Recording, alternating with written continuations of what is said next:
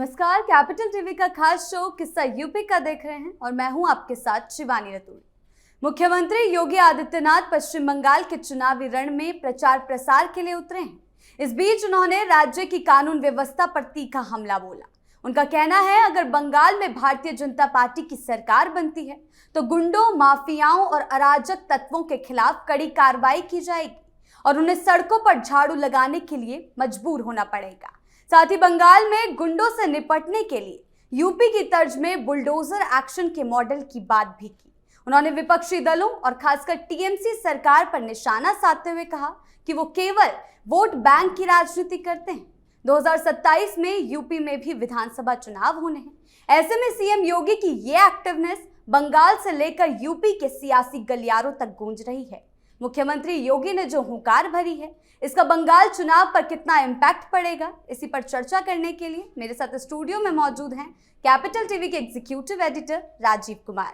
Sir, बहुत बहुत स्वागत है आपका। धन्यवाद। सर, सीएम योगी की एंट्री से बंगाल चुनाव पर कितना असर पड़ेगा? देखिए, असर तो दिखाई पड़ने लगा।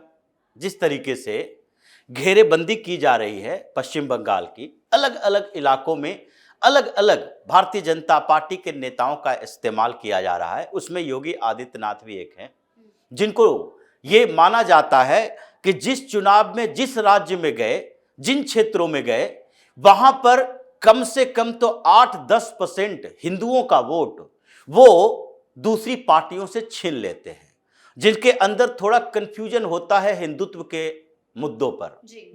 जिन लोगों के अंदर जो फ्लोटिंग वोटर कहा जा सकता है, जो किसी पार्टी के कैडर वोटर नहीं होता, लेकिन उनको लगता है 25 मुद्दे चुनाव में चल रहे हैं तो किस मुद्दे के आधार पर हम वोट करें, और वो हिंदू हैं लेकिन अपने आप को राजनीतिक हिंदू साबित नहीं कर पा रहे हैं। यानी कि अभी जो अलग अलग स्टेट में चलता है, हिंदुत्व की बात करेंगे, हिंदू होंगे, मंदिरों में जाएंगे, पूजा अर्चना करेंगे, ईश्वर आराधना करेंगे, लेकिन जब राजनीति की बात आएगी तो वो हिंदुत्व को भूलकर कहीं और अपने आप के नजरें टिका लेंगे।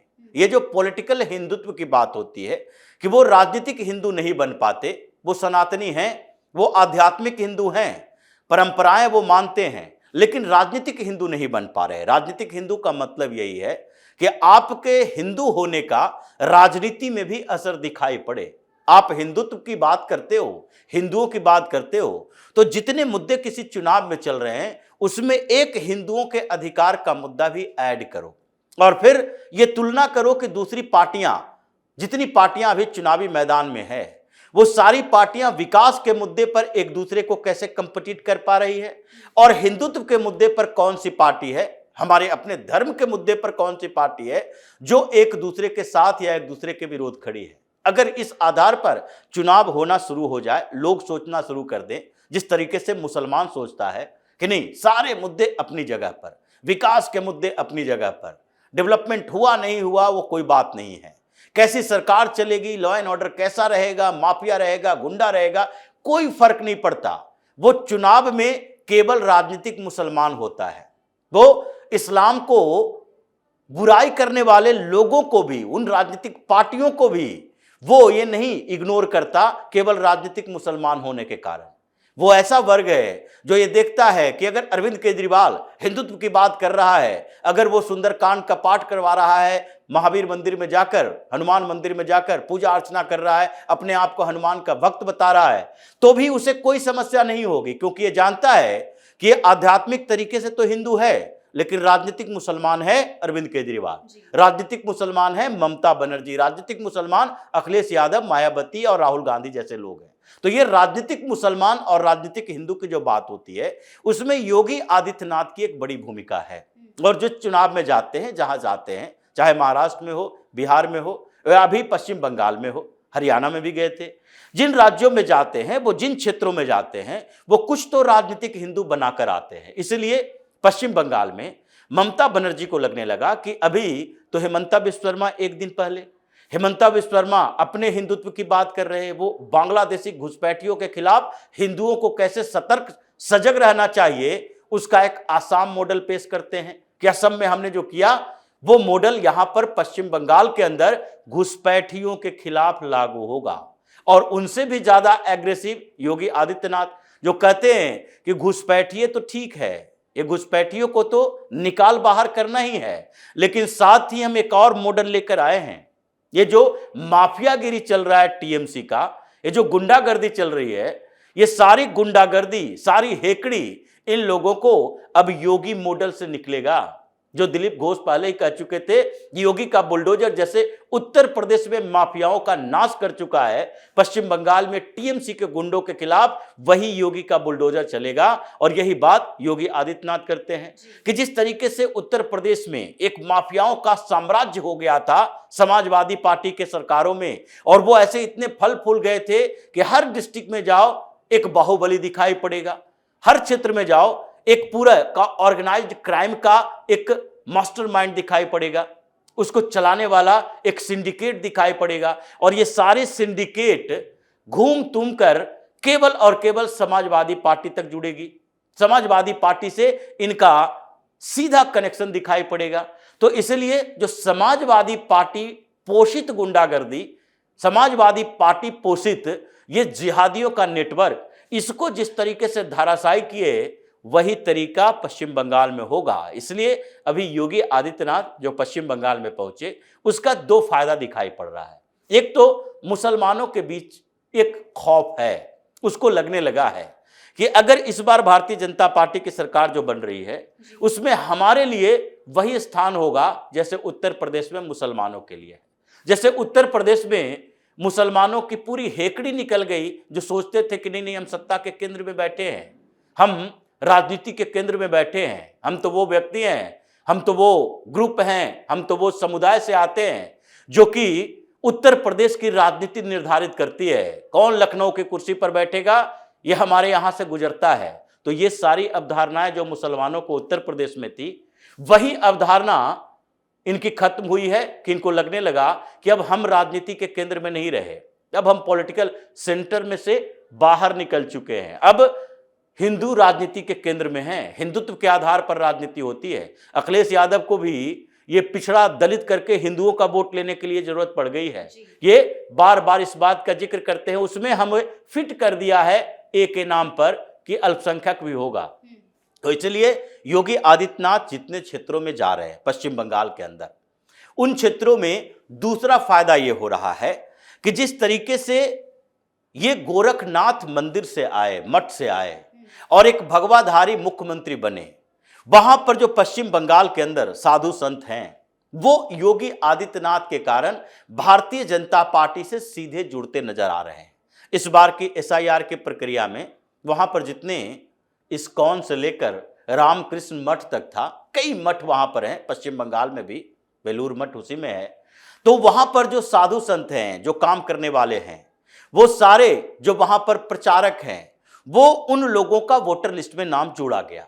कहा गया कि आप भी वोट दे सकते हैं, तो अपना नाम वोटर लिस्ट में जुड़वाइए, और इसके लिए आपको एड्रेस प्रूफ की जरूरत नहीं है, बल्कि एड्रेस यही होगा, आपके परिवार की जरूरत नहीं है, क्योंकि आपका परिवार आपका गुरु है। गुरु को अपने पिता की जगह नाम लिख दीजिए, और आपको कहीं जाकर लाइन में खड़ी रहने की जरूरत नहीं है, खड़ा रहना नहीं है आपको आपके पास एसआईआर का अधिकारी आएगा। जो एसआईआर करवा रहा है बीएलओ है, जो आपके पास आएगा बीएलओ और आपसे डॉक्यूमेंट्स कलेक्ट करेगा। इसलिए लाखों की संख्या में हैं जो साधु संत इस बार पहली बार वोट डालेंगे, और ये ममता बनर्जी को पता है कि उनकी समस्याएं कैसे बढ़ रही है। तो उन लोगों का समर्थन, फिर उसके बाद हिंदुत्व की बात करते हुए योगी आदित्यनाथ ने लोगों को यह बताया कि देखो भाई, अभी स्थिति यह है कि विकास की बात में भारतीय जनता पार्टी विकास के मुद्दे पर किसी भी पार्टी से तुलना कर लो, बेहतर काम करके आई है। लॉ एंड ऑर्डर के सिचुएशन आप मॉडल देख लो, अलग अलग प्रदेशों का देख लो जहां पर बेहतर प्रशासन चल रहा है। लेकिन जिस बात का जिक्र किया जा रहा है कि हिंदुओं की सुरक्षा, हिंदुत्व के अधिकारों की सुरक्षा, हिंदुत्व के मुद्दे की सुरक्षा, इसके बारे में किसी से कंपटीशन किया ही नहीं जा सकता।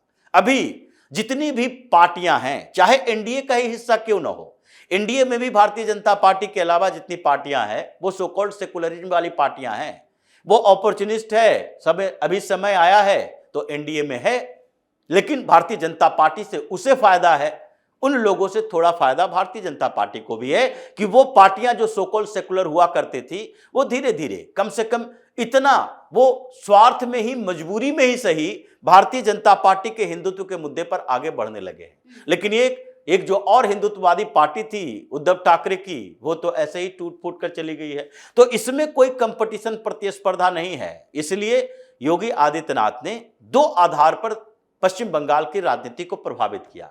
एक, मुसलमानों को सोचने पर मजबूर किया है, और दूसरा मुसलमानों के एग्रेसिवनेस के आधार पर, क्योंकि योगी जाएंगे और जा रहे हैं तो उसके बाद अपोजिट साइड में, यानी कि वहां पर कुछ इस्लामिक पार्टियां भी चुनाव लड़ रही है। जैसे ओवैसी की पार्टी है, वो भी इस्लामिक पार्टी है, उसको हिंदुओं के वोट से मतलब नहीं है, वो केवल मुसलमानों का वोट चाहिए। हुमायूं कबीर की पार्टी है, वो भी इस्लामिक पार्टी है, उसे केवल मुसलमानों का वोट चाहिए। उसी तरह आईएसएफ, इंडियन सेकुलर फ्रंट, जो अब्बास सिद्दीकी की पार्टी है, उसे भी मुसलमानों का वोट चाहिए। तो ये मुसलमानों का वोट वाली पार्टियां और उसके नेता जो योगी का जवाब देने के लिए, योगी के खिलाफ बोलने के लिए खड़े होते हैं मुसलमानों के समर्थन में, वो हिंदुओं के अंदर एक भावना पैदा करता है कि देखो, अगर यही मुसलमानों की सरकारें रही तो फिर हमें सही तरीके से चलने नहीं देगा। इसीलिए एक तो वो एग्रेशन पैदा करते हैं मुस्लिम लीडर के अंदर, जिससे कि हिंदुओं में ध्रुवीकरण की भावना आती है कि नहीं, हमें भी एकजुट होना पड़ेगा।